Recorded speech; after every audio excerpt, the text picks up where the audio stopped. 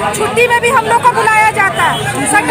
Saturday को हम लोग का ऑफिस बंद रहता है, लेकिन सैटरडे को भी फिर भी ऑफिस खुलवा करके हम लोग को बुलाया जाता है। हम लोग को 15,000 क्यों काटा जाता है? जितना सैलरी हम लोगों का है उतना पैसे भी हम लोग को सैलरी पूरी तरह से नहीं दिया जाता है। ना बिहार सरकार के ना बेल्ट्रॉन के कर्मी, तो हम लोग है क्या? सिर्फ आउटसोर्सिंग 25 साल से आउटसोर्सिंग ही कहा जाता है।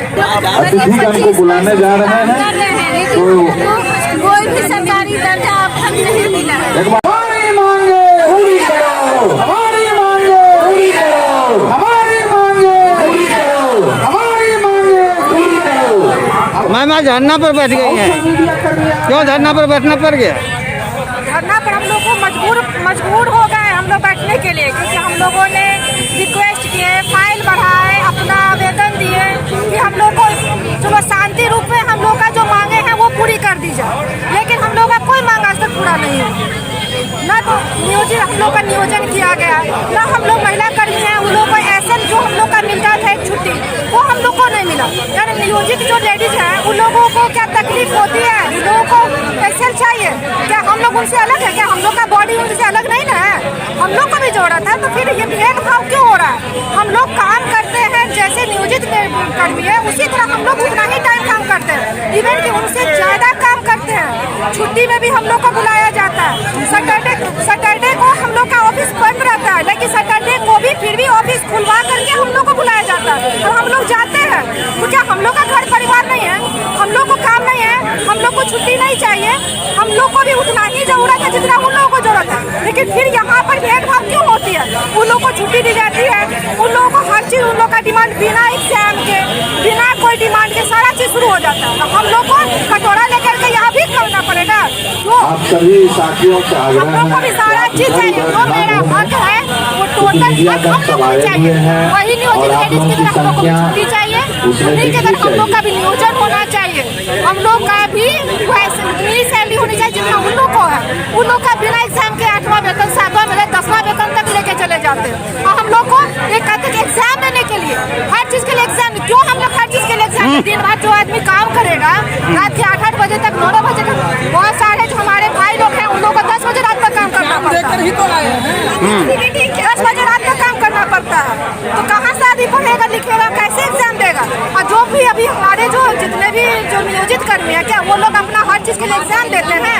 नहीं देते। एक बार एग्जाम पास करके आते हैं 8 से वेतन बढ़वाते हैं और आराम से मस्ती करते हैं। तो फिर हम लोग हमेशा एग्जाम क्यों दे? जब एग्जाम दे करके ऐसा नहीं कि बिना एग्जाम के ले लिया, हम लोग भी एग्जाम दे करके एग्जाम पास करके जब आए हैं तो फिर हम लोग अब एग्जाम नहीं देंगे, हम लोग को भी नियोजित करना होगा। हम लोग को वही फैसिलिटी देनी होगी जो नियोजित कर्मी को दी जाती है। फिर हम लोग बार बार उन लोगों के आगे अपना कटोरा लेके बैठे रहे, क्यों बैठेंगे?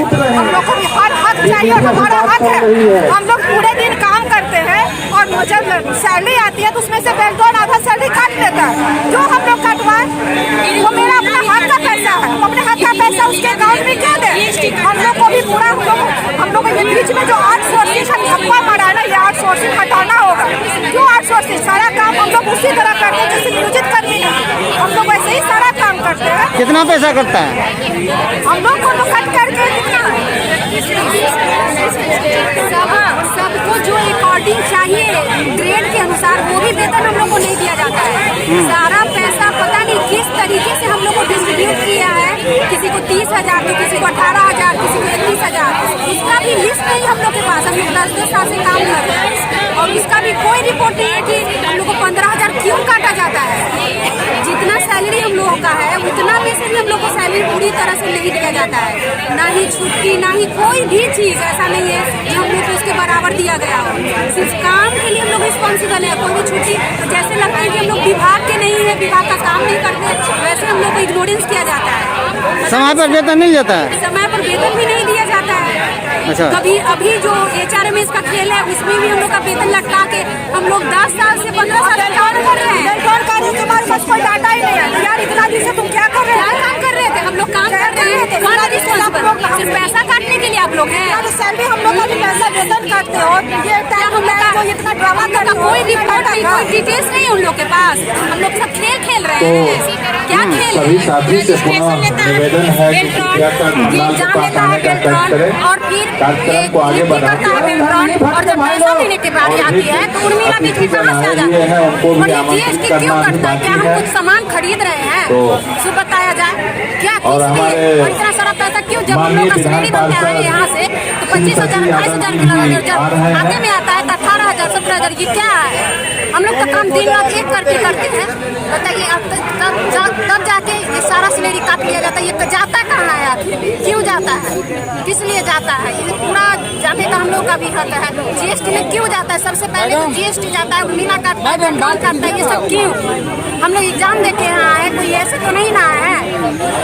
अच्छा, बिहार सरकार के कर्मी नहीं है आप लोग? नहीं, बिहार सरकार का नहीं कहा जाता है, ना बिहार सरकार के ना पेट्रोल के कर्मी। तो हम लोग है क्या? सिर्फ आउटसोर्सिंग 25 साल से आउटसोर्सिंग ही कहा जाता है। तो अभी आप लोगों की मांग एक ही है, स्थायी सेवा समायोजन। समायोजन। हाँ, ये कितने दिनों से आप लोग मांग कर रही हैं? ये मांग तो चल रहा है, हर साल चल ही रहा है। 2013 या 14 से ही चल रहा है। हम तो सरकार क्या आश्वासन दे रही है? सरकार आश्वासन देती है कि हो जाएगा, लेकिन होता नहीं है। जब ये समय उनका नहीं आता है इलेक्शन का तो कहते हैं कि हो जाएगा। जब इलेक्शन पार सब भूल जाते हैं। बस यही खेला चल रहा है यहाँ। कहाँ से महंगाई है?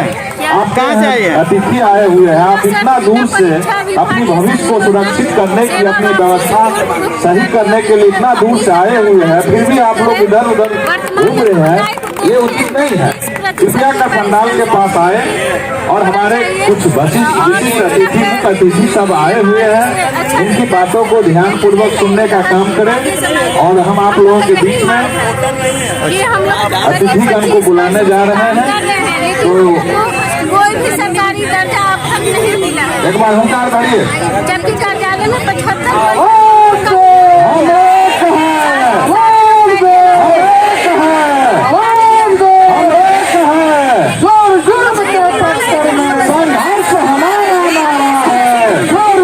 देखिए, लगातार ये लोग अपने सवालों को लेकर के सरकार का ध्यान आकर्षित करना चाह रहे हैं, मगर सरकार इनकी मांगों को सुनने के लिए तैयार ही नहीं है।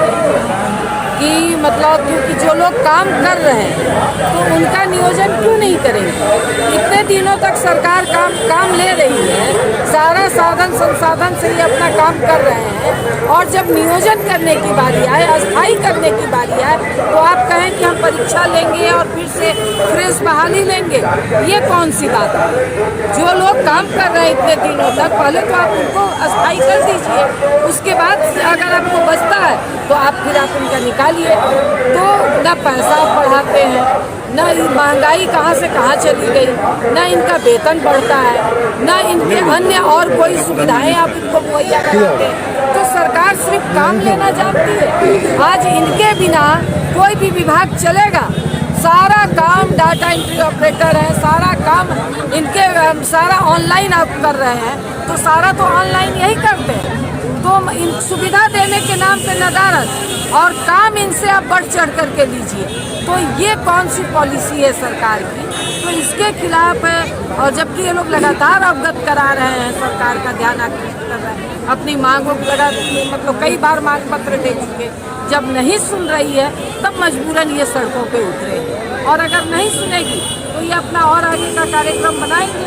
और हम लोग भाकपा माले या एक्टू ट्रेड यूनियन के लोग, हम लोग महासंघ, कर्मचारी महासंघ, लगातार इन सवालों को लेकर के हम लोग इनके साथ खड़े हैं। और यदि सरकार नहीं सुनेगी तो विधानसभा और विधान परिषद में भी इनकी मांग उठेगी और सड़क पर भी इनके सवालों पे हम इनके साथ हैं।